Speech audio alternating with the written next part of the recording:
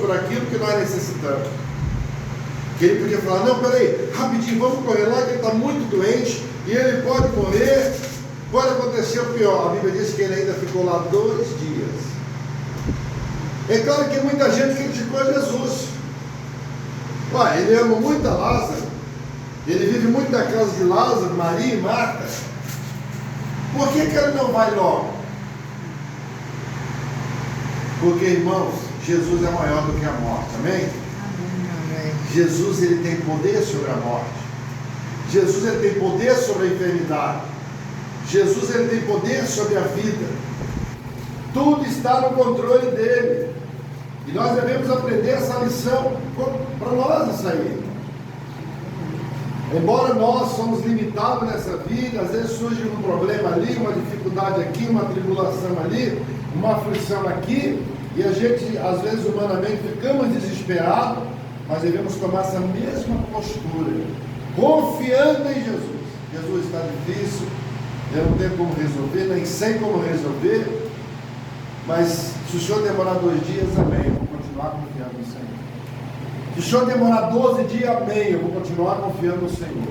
Se o Senhor demorar 10 anos, amém, Senhor, eu vou continuar confiando no Senhor, porque Ele é o dono de todas as coisas, é o Senhor da vida, é o Senhor da morte, Ele é o Senhor de todas as coisas. E a Bíblia diz que Jesus, na missão dele de anunciar o reino do Pai, ele continuou ainda 2 dias anunciando o reino do Pai, e Lázaro lá na aldeia foi piorando até que morreu. E quando Jesus fala para eles, Chico, vamos agora até a casa de Lázaro, e quando ele está próximo da aldeia, vieram em direção a ele, e foram em direção à irmã de Lázaro, e disseram, olha, Jesus está chegando. Jesus está chegando aí. E a Bíblia diz então, que a irmã de Lázaro, ela corre em direção a Jesus. E ela encontra com Jesus no caminho. E ela chega a dizer, Senhor, se tu estivesse aqui, o meu irmão não teria morrido. Porque ela entendia que Jesus era o Senhor da vida e era o Senhor da morte, que Ele tinha o poder de curar a enfermidade de Lázaro. Mas a palavra diz que Jesus, a hora dele não é a nossa hora. A nossa hora não é a hora de Jesus. E Jesus opera no momento que Ele tem que operar, não no momento que nós queremos que Ele opere. E Ele chega a dizer para ela, né? E no versículo, ele diz assim, eu fogo por amor de vós, de que eu lá não estivesse, para que acrediteis, mas vamos ter com Ele. E disse o discípulo Tomé, vamos nós também, Senhor, para morrermos também? Porque os judeus estavam lá querendo matar Jesus, querendo apedrejar Jesus. Ele me disse que Jesus então vai, ele corre, ele vai em direção à casa deles. Já tinha encontrado, né, no primeiro momento com Marta. Marta tinha dito, Senhor, se tu estivesse lá, ele ficou doente e morreu. E Deus falou, isso é para a glória de Deus. E a Bíblia diz então que Jesus está indo, e quando ele chega lá no próximo da casa, manda chamar Maria. Maria diz a mesma coisa, dobra o joelho diante dele e fala, Senhor, se tu estivesse aqui, meu irmão não teria morrido. E ele fala, ele não morreu, ele dormiu. E alguns estavam entendendo que Jesus estava falando sobre o sono natural. Mas Jesus falou, Lázaro morreu. E a palavra diz que ele pergunta, onde o puseste? E a pergunta de Deus para nós nessa noite é, aonde está o seu problema? Onde está a sua dificuldade? Onde está o seu desafio? Para que eu resolva esse problema seu. Então, irmãos, É necessário colocarmos na mão de Jesus o nosso problema, as nossas batalhas, os nossos desafios, aquilo que é impossível para nós resolvermos, que nós estamos enfrentando. É importante que nós coloquemos na mão dele. Ele pergunta: onde o puseste? Ou seja, onde está Lázaro? Onde está Lázaro morto? O problema naquele momento era Lázaro, que estava morto, e que elas esperavam uma solução, e os outros estavam na expectativa também. Eles disseram para Jesus: vem ver. Jesus, irmãos, ele sabe de tudo que acontece na nossa vida. Ele sabe de tudo que vai acontecer ainda na nossa vida. Mas ele espera que nós venhamos verbalizar o que está acontecendo conosco. A Bíblia diz que glória a Deus, nós precisamos fazer a nossa parte, ter a atitude de ir até Ele e dizer: Senhor, esse é o meu problema, essa é a minha luta, e eu quero uma solução, porque o Senhor tem a solução. E a Bíblia diz que Maria estava chorando, Marta estava chorando, e Jesus também chorou. E até os fariseus que estavam lá observando, e disseram: mas ele que fez o cego abrir os olhos, que fez tantos milagres, não podia também pedir que esse morresse? Esse que ele tanto ama, esse que é amigo dele. Começaram a criticar Jesus. Ele estava indo fazer o bem e eles ainda criticando. E às vezes, irmãos, a gente vai fazer às vezes o bem, fazer o que é bom, e tem gente que te critica, tem gente que nos critica. E a palavra diz que fica assim uma pergunta para os renomados teólogos, né? Por que Jesus chorou? Por que Jesus chorou? Porque ele ficou comovido com a lágrima Sim, ele se comoveu, ele ficou comovido. Mas Jesus, ele não era só humano, ele era Deus. E ele já sabia em si mesmo, sendo também divindade, que ele ia falar: Lázaro, acorda, levanta, volta à vida, e acabou a história. Não teria problema para Jesus. Pois para mim teria, porque eu sou humano igual a Lázaro. Agora, Jesus chorou. Se fosse comigo, poxa, eu não vou ver mais Lázaro, eu não vou ver mais o meu amigo, meu parente, só na ressurreição, eu não vou mais tomar um café com ele, almoçar e jantar com ele. Eu não tenho, se fosse eu não tenho poder para fazê-lo voltar à vida. Mas Jesus tinha toda essa capacidade. Então por que ele chorou? Era humano? Também era. Se comoveu? Se comoveu. Mas, irmãos, pense uma coisa comigo. O milagre de Jesus em ressuscitar Lázaro foi algo extraordinário. Se trazer alguém de volta à vida, né? Só Deus, só o Filho de Deus. E já tinha quantos dias? 4 dias. Já estava em estado de putrefação. Já tinha bichos comendo o intestino dele, bichos saindo pelo ouvido, pela boca. Ele já estava podre. Em estado de putrefação. Ele já estava podre. Porque Lázaro não estava morto, não tinha um dia, não tinha 2 dias, não tinha 3 dias. Lázaro já estava morto, já tinha 4 dias. Então, ele já estava em estado de putrefação, ele estava podre. Até ficar perto do corpo dele era uma coisa insuportável. Então a gente volta aqui nessa mesma pergunta: por que Jesus chorou por um ser humano que morreu? Houve uma comoção? Houve. E a comoção, acredito eu, que não foi porque Lázaro morreu, foi porque Jesus se comoveu ao ouvir as 2 irmãs sofrendo, Maria e Marta, chorando em desespero: perdemos o nosso irmão. E a Bíblia diz, ele vendo ela chorar, ele chorou. E a Bíblia diz então que ele chorou, e essa pergunta fica para nós: se ele iria ressuscitar, e ele sabia que ele ia ressuscitar, eles, o povo é que não sabia, quase ia voltar à vida normal, para que ele estaria chorando no sentido de divindade? Agora pensa numa coisa, irmãos. Às vezes a gente chora porque um amigo, irmão, um parente morreu e serve a Jesus. E aquela pessoa que morreu, a gente sabe que ela servia a Jesus. Então a salvação dela está garantida. O corpo dela foi para o cemitério. O Espírito voltou para Deus que deu.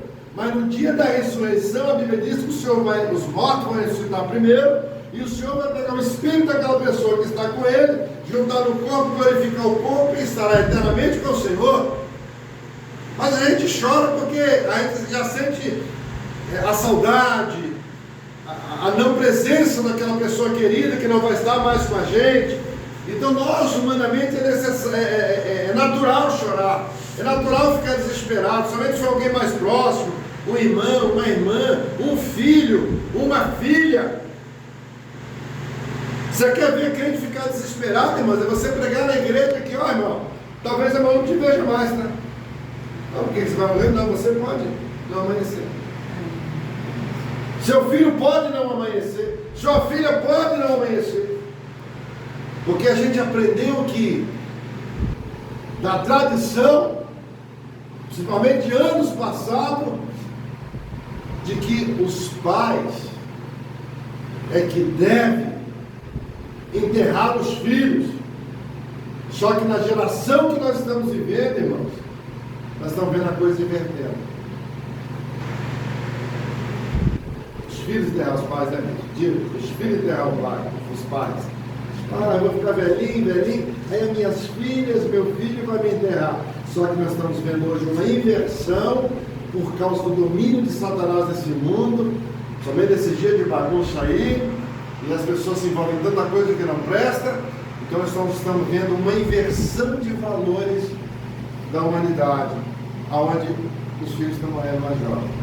Tem filhos morrendo adolescente, jovem, fase adulta, e pais que estão em idade estão enterrando seus filhos mais novos. A gente olha tudo bem pelo princípio de Deus, irmãos. Porque Deus tem um livro, Ele tem livros, e Ele tem o livro da nossa existência humana, e no livro de Deus está escrito lá também, não só por causa do mundo que está na situação pior, comandado pelo príncipe desse mundo que é o diabo. Deus, Ele tem, irmãos, uma quantidade de tempo e de hora para a vida de cada um de nós. Eu posso achar que eu vou sepultar um filho, ou que o filho vai me sepultar, e na caminhada da vida eu acabo tendo que sepultar um filho. Isso já aconteceu comigo. Aí o que cabe a nós ensinarmos nossos filhos no caminho que devem andar. Pequenininho, adolescente, jovem, ainda que fica adulto. Porque pode ser que Deus decidiu te dar 60 anos de vida, mas decidiu dar ao seu filho e à sua filha só 30 anos. É a vontade de Deus, é a onisciência de Deus. Deus é supremo. Ele decidiu que sua filha viver 30 anos só, ou 25 anos, e você que vai sepultar ele ou ela. Então nós temos que entender isso, irmãos, e partir para cima no sentido de anunciar o Evangelho e o Reino de Deus, primeiramente para os nossos queridos e depois para aqueles que estão distantes, para que, se eles tiverem que partir primeiro do que nós saibamos que no dia do Senhor a gente vai encontrar Ele de novo. Amém? Amém. Vamos abraçá-lo de novo, vamos estar com Ele de novo. É só uma ausência que nós vamos ter daquele filho e daquela filha, humanamente falando, mas chegará o dia que estaremos eternamente juntos. E Deus espera que você ensine ao seu filho a palavra. Ore com ele, ensine a palavra para ele, ore de manhã, de tarde, da noite por ele. E essa parte, porque Jesus chorou, você pensa bem, a pessoa está servindo a Jesus, o Bispo Ronaldo já falou, ele morre, a gente, Senhor, é triste perder essa pessoa, esse amigo, esse irmão, mas está com Jesus, eu vou encontrá-lo brevemente. Aí Jesus vai lá e faz um milagre na vida. Vamos falar de João Primo, morreu hoje. Faz um milagre na vida de João Primo e usa alguém de vocês para me ressuscitar. E o senhor, né? Falando sobre um pregador aí que não o conhecia, sobre a história dele, e usou ele para citar mais de 30 pessoas. Foi uma novidade para mim. Eu lembro muito sobre os pregadores antigos, e esse eu nunca tinha visto o senhor falar sobre ele. Eu vi semana passada, 30 pessoas. Quando ele chegava numa cidade tipo Vitória, e ele falava assim, ó, eu vou estar pregando na praça de Jucutuquara. A notícia voava, irmãos. São Lucas, Santa Rita, Hospital das Clínicas, os doentes ficavam sabendo, brigavam com os médicos, brigavam com os vigilantes, dá licença que eu vou lá. E iam, saíam correndo. O homem de Deus está lá. Isso é o milagre orado. E eu fico aí na história desses homens abençoados. Eu falei outro dia aqui, repetindo aqui, eu falei pela quinta-feira. Geralmente a vida deles é curta, 28 anos. Viveu 28 anos. Mas se Jesus é Deus, tem sentimento humano? Tem. E ele chorou. Por quê, irmãos? Se Deus traz alguém, irmãos, que estava morto como Lázaro, de volta a essa vida, e Lázaro passou a ter a vida normal, trabalhar, dormir para descansar, tomar café, almoçar, jantar, um dia está gripado, um dia está resfriado, um dia está com dor na coluna, um dia está com a pressão alta, baixa. Essa pessoa que voltou, irmãos, Deus corre um risco muito sério. Sabe qual é? De perder essa pessoa. E eu penso muito no choro de Jesus por cima disso. Agora ele é onisciente, onipresente e onipotente. Se eu morrer, e Deus de alguém para me ressuscitar, e eu volto a essa vida normal, e Deus tem para mim mais 5, 10, 20 anos de vida, se nesse trajeto de mais 10 anos de vida, eu decido um dia lá na frente, não vai servir Jesus não. Foi bom, Jesus, obrigado, foi maravilhoso, mas eu quero o mundão mesmo, a bandeira, e eu sei que é do diabo, eu quero o diabo mesmo. Deus vai chorar ou não vai? No coração dele. João 3,16. Porque ele nos ama, o amor dele é inexplicável. Hoje perdi o meu filho. E havia essa possibilidade. Lázaro já estava na eternidade com o Senhor. De Lázaro ressuscitar, viver a vida normal, e de repente ele usar o livre-arbítrio dele e falar, não, Marta, Maria, fica você sendo de Jesus, quer saber Deus mais não. Essa é uma possibilidade muito grande do choro de Jesus. Trazer um querido que já está lá na eternidade como Pai, botar essa vida desgraçada de novo no meio dos seres humanos. E ele decidir pelo seu livre-arbítrio, pela sua vontade própria, não servir a mim mais nem o reino do meu Pai. E eu vou perder essa alma. Eu posso perder essa alma, porque a decisão é dele. Só para vocês pensarem e meditar sobre essa questão de que Jesus chorou. Pode ter outras teorias, mas essa eu vejo que é uma muito forte. E a Bíblia diz que quando Jesus chega na sepultura, irmãos, não era como é hoje aqui não. Entendeu, irmãos? Era uma caverna onde tinha um buraco enorme e ali eles colocavam vários defuntos lá dentro. E eles botavam uma pedra enorme. Não era para o defunto fugir, porque defunto não anda mais, né? Não morreu. Para que ninguém entrasse lá e viesse mexer no Jesus. E quando chega lá, Jesus falou, ele sai dentro, tá? Tira a pedra, por favor. Jesus podia fazer assim, pedra, sai. A pedra ia fazer assim, ó. Ele falou, tira a pedra. Eu vou fazer um milagre aqui agora. Eu vou fazer o impossível que é diante de vocês é impossível. Mas vocês vão tirar a pedra. Às vezes, irmão, nós queremos a bênção, queremos o milagre, queremos a resposta. Mas Jesus está pedindo: tira aquilo que é o impedimento que está na sua vida, que atrapalha eu operar o milagre na sua vida. Aquilo que eu tenho que tirar, que é o problema de Deus fazer o milagre na minha vida, sou eu que tenho que tirar, não é Deus. Talvez a gente não recebeu uma bênção ainda, porque tem alguma coisa que você precisa, eu preciso tirar da minha vida, afastar da minha vida, para que o milagre de Deus venha sobre mim. E a Bíblia diz que eles foram lá e tiraram a pedra. Jesus não mandou eles assim: vai lá agora e pega o corpo de Lázaro e traz até mim. Ele falou isso, irmão? Não falou. Jesus fez o quê? Lázaro, sai para fora. Palavra de autoridade de vida do Eterno. Lázaro, sai para fora. Não vou nem entrar naquele detalhe. Ele foi específico em falar para Lázaro, porque tinha outro defunto.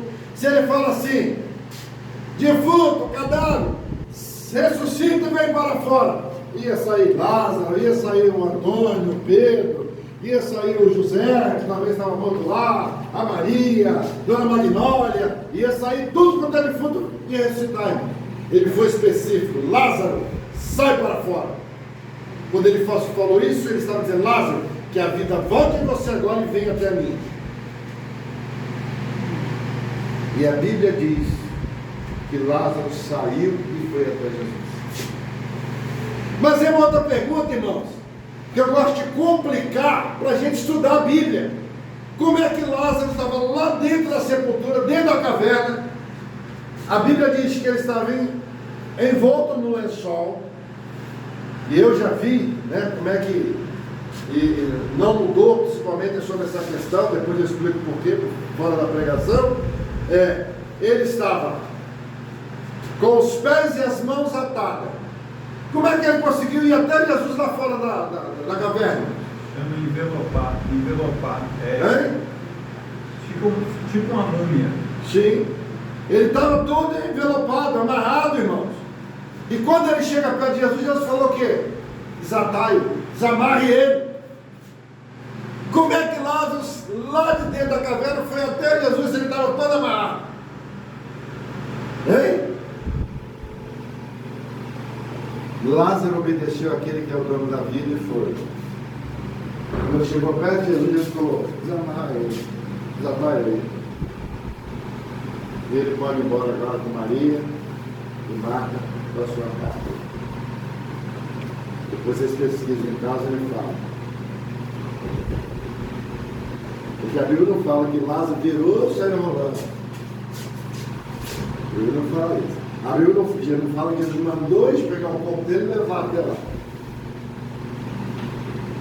Jesus andou sobre as águas?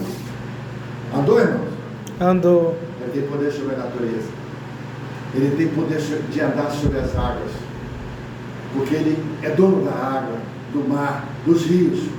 Ele anda, a Bíblia diz que os pés do Senhor estão sobre o globo terrestre. Ele anda sobre o universo, o cosmos, sobre os planetas, sobre as estrelas. E fazer o ser humano, irmãos, vir em direção a Ele, acima da terra e abaixo das nuvens, daquela sepultura até a presença dele, isso não é nada, irmãos. Existe uma palavra que a gente pode usar para isso: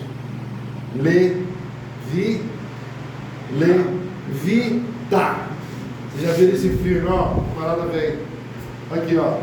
Ele não vai andando, ele vai, ó. E parou perto do Senhor. O Senhor agora desamarra ele. Porque ele não tinha comandado, toda amarrado. Ele levitou. Sai da lei da gravidade. Né? Não, para Jesus não existe lei da gravidade, não existe tempo, não existe hora, não existe anos. Nós estamos aqui hoje, aqui data, irmãos? 15 de fevereiro de 2026. Ontem eu estava mais novo do que hoje. Hoje eu estou mais velho. Amanhã eu estarei mais velho porque eu estou limitado ao tempo. Cada dia que passa, as rugas vão aparecer menos, mais em mim. Meu corpo vai se deteriorar mais porque está envelhecendo. E eu estou me acabando. Porque eu sou limitado ao tempo e a... Você falou aí?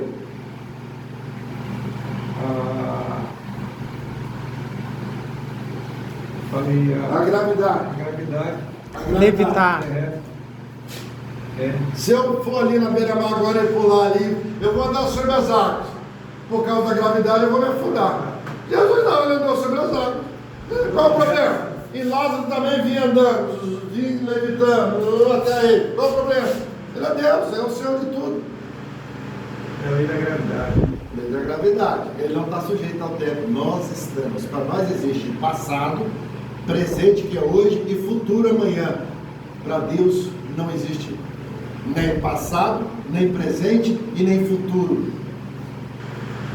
Para Deus, o ontem, o hoje e o amanhã é a mesma coisa para Ele. Que Deus nos abençoe. Tire a pedra que está na sua vida te impedindo de Deus te abençoar. E deixe o nome da sua vida resolver o seu problema, o seu milagre. Amém. Ele quer te abençoar. Ele quer fazer um milagre na sua vida. Amém. Vamos cantar. Nesta noite